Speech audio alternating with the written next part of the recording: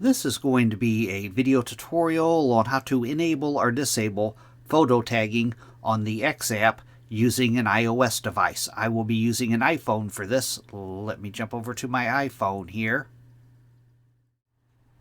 I have my phone open now and I am on the Twitter app.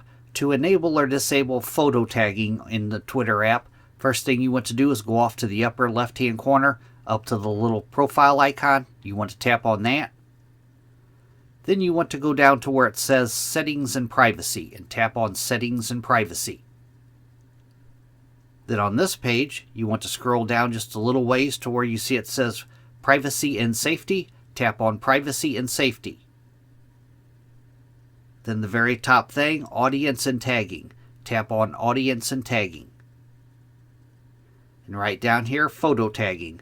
By default, it's probably turned off, but you could tap on that. And it says right down below there, you haven't turned on photo tagging. When you do, people will be able to tag you in photos, and you'll be notified when they do. If this is enabled, if you toggle it on, photo tagging is on. You can choose between anyone can tag you, or only people you can follow can tag you.